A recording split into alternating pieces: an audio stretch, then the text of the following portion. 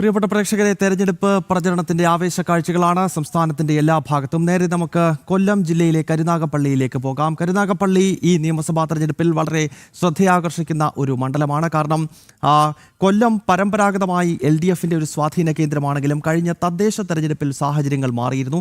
തദ്ദേശ തെരഞ്ഞെടുപ്പിന്റെ ഫലം നോക്കുമ്പോൾ പല സ്ഥലങ്ങളിലും BJP ഇടത് കോട്ടകളിൽ വിള്ളലുണ്ടാക്കിക്കൊണ്ട് കടന്നു ചെല്ലുകയാണ്. പരമ്പരാഗത മത്സ്യബന്ധന തൊഴിലാളികൾ, അതോടൊപ്പം തന്നെ കശുവണ്ടി തൊഴിലാളികൾ, ഇത്തരം ജനവിഭാഗങ്ങൾ തിങ്ങിപ്പാർക്കുന്ന മേഖലകളിൽ പോലും BJP വലിയ തോതിലുള്ള കടന്നുകയറ്റം കഴിഞ്ഞ തദ്ദേശ തെരഞ്ഞെടുപ്പിൽ രൂപപ്പെടുത്തി എന്ന വസ്തുത കൂടി നമ്മൾ മനസ്സിലാക്കണം. അപ്പോൾ കൊല്ലത്തെ കരുനാഗപ്പള്ളി നിയമസഭാ മണ്ഡലത്തിലേക്ക് പോകാം. അവിടെ ജിതിൻ ദേവിന്റെ തെരഞ്ഞെടുപ്പ് പ്രചരണം പുരോഗമിക്കുകയാണ്. മനോജ് ജിതിൻ ദേവിനൊപ്പമുണ്ട്. മനോജ്, നേരത്തെ ഞാൻ സൂചിപ്പിച്ചത് ഈ തദ്ദേശ തെരഞ്ഞെടുപ്പ് കൊല്ലത്ത് വരാൻ പോകുന്ന ചില രാഷ്ട്രീയ മാറ്റത്തിന്റെ സൂചനകൾ നൽകി എന്ന വസ്തുത നമ്മൾ മനസ്സിലാക്കേണ്ടതുണ്ട്.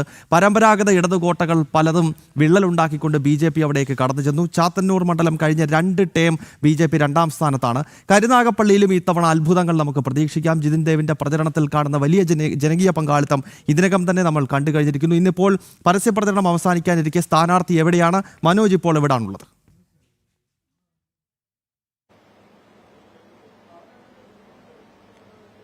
ഗൗതം, ഞാനിപ്പോൾ കരുനാഗപ്പള്ളിയിലാണുള്ളത്. അതായത് ഈ കരുനാഗപ്പള്ളിയിലെ ഓരോ ഭാഗത്തും പ്രചരണം പുരോഗമിക്കുകയാണ്. അതേസമയം തന്നെ നമുക്കിതിന്റെ അണിയറയിലേക്ക് വന്നു കഴിഞ്ഞാൽ, അതായത് ഈ തെരഞ്ഞെടുപ്പ് കമ്മിറ്റി ഓഫീസിലേക്ക് ഉച്ചയ്ക്ക് എത്തിയതാണ് ഈ സ്ഥാനാർത്ഥിയെ തേടി എത്തിയപ്പോഴാണ് ഇവിടെ കൊട്ടിക്കലാശത്തിനുള്ള ഒരുക്കങ്ങൾ അങ്ങനെ തുടരുകയാണ്. കൊട്ടിക്കലാശം ഇന്ന് വൈകിട്ടോടുകൂടി തന്നെ കരുനാഗപ്പള്ളിയിൽ വലിയ രീതിയിൽ, അതായത് വളരെ ഉഷാറോടുകൂടിയാണ് പ്രവർത്തകർ പ്ലാൻ ചെയ്തിട്ടുള്ളത്. അവരോടൊപ്പം തന്നെ സ്ഥാനാർത്ഥിയെയും നമുക്ക് കാണാൻ സാധിക്കും. അതായത് സ്ഥാനാർത്ഥി ഇവരോടൊപ്പം തന്നെ ഈ കൊട്ടിക്കലാശത്തിന്റെ അണിയറ പ്രവർത്തനങ്ങൾ കൂടെ ഉണ്ട്, നമ്മളോടൊപ്പം ചേരുകയാണ്. എന്തായാലും ഈ പ്രവർത്തനങ്ങളൊക്കെ നടക്കുകയാണ്, ഒരു ഭാഗത്ത് പ്രചരണം നടക്കുകയാണ്. വലിയ വിജയപ്രതീക്ഷ തന്നെയാണല്ലേ അവസാന ലാപ്പ്? 100% വലിയ വിജയപ്രതീക്ഷ തന്നെയാണ്.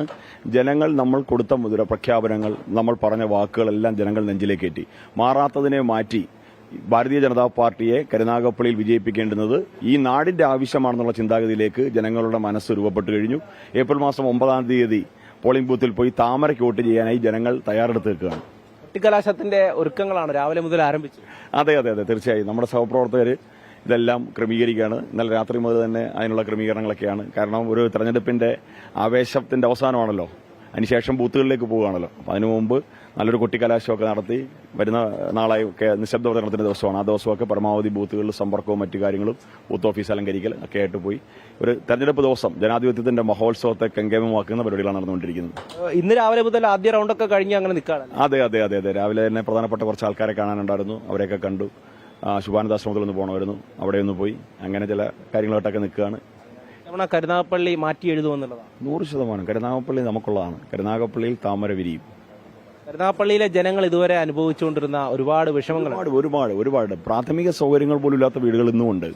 കുടിവെള്ള പ്രശ്നമുള്ള ധാരാളം സ്ഥലങ്ങളുണ്ട്. ഇപ്പോൾ കഴിഞ്ഞ ദിവസം ജനതൻ റിപ്പോർട്ട് ചെയ്തു, ഇടച്ചിറ പോലൊരു തുരുത്തിൽ 3 വർഷമായിട്ട് കുടിക്കാൻ വെള്ളത്തിന് കാത്തിരിക്കുകയാണ്. ഇതൊക്കെയാണ് ഇവിടുത്തെ പ്രശ്നങ്ങൾ. ഈ പ്രശ്നങ്ങളൊന്നും ആരും അഡ്രസ് ചെയ്യുന്നില്ല. KSRTC സ്റ്റാൻഡ് പൊളിച്ചിട്ടിട്ട് കാലങ്ങളായി. എത്രയോ വർഷം മുമ്പ് അനുവദിക്കപ്പെട്ട ഒരു സർക്കാർ ആശുപത്രി ഇതുവരെ കെട്ടിടമായിട്ടില്ല. ധാരാളം വിഷയങ്ങളുണ്ട്. ഇതിനൊക്കെ പരിഹാരം മോദി സർക്കാരിന്റെ പിന്തുണയാണെന്ന് ജനങ്ങൾ ഉറച്ചു വിശ്വസിക്കുന്നു. തീർച്ചയായും അത് തന്നെയാണ്. എന്തായാലും നമുക്ക് ദൃശ്യങ്ങളിലൊക്കെ കാണാൻ സാധിക്കും, ഒരുപാട് പേര് അങ്ങനെ ആ തെരഞ്ഞെടുപ്പ് കൊട്ടിക്കലാശത്തിന്റെ ആ പ്രചാരണത്തിന്റെ കൊട്ടിക്കലാശത്തിന്റെ പ്രവർത്തനങ്ങളിലാണ്. അതിൽ വനിതാ പ്രവർത്തകരൊക്കെ ഉണ്ട്. എന്തായാലും വളരെ ആവേശത്തിലായിരിക്കുമല്ലോ ഇന്ന് വൈകുന്നേരം. തീർച്ചയായിട്ടും സ്ഥാനാർത്ഥിയെ തീർച്ചയായിട്ടും കരുനാഗപ്പള്ളിയിൽ ഞങ്ങൾ ഈ തവണ ഉറപ്പാണ്. ഞങ്ങൾ പ്രവർത്തകർക്ക് പൂർണ്ണമായും വിശ്വസിച്ചു കൊണ്ടുനടക്കാൻ ഞങ്ങൾക്ക് അങ്ങനെയുള്ള ഒരു സ്ഥാനാർത്ഥിയാണ് കിട്ടിയിരിക്കുന്നത്. എല്ലാം കൊണ്ടും ഞങ്ങൾ കരുനാഗപ്പള്ളി പിടിച്ചെടുത്തിരിക്കും. തീർച്ചയായും അത് തന്നെയാണ് ഗൗതം. നമുക്ക് ഈ ദൃശ്യങ്ങളിൽ കാണുന്നത് പോലെ പ്രവർത്തകർ തന്നെയാണ് സ്ഥാനാർത്ഥിയുടെ ഒരു ഊർജം എന്ന് പറയുന്നത്. ഈ കടുത്ത വെയിലും പുറത്തേക്ക്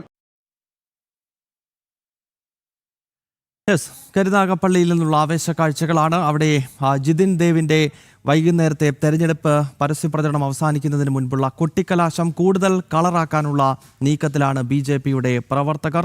കരുനാഗപ്പള്ളിയിൽ നിന്നും മനോജാണ് വിവരങ്ങളുമായി ചേർന്നത്.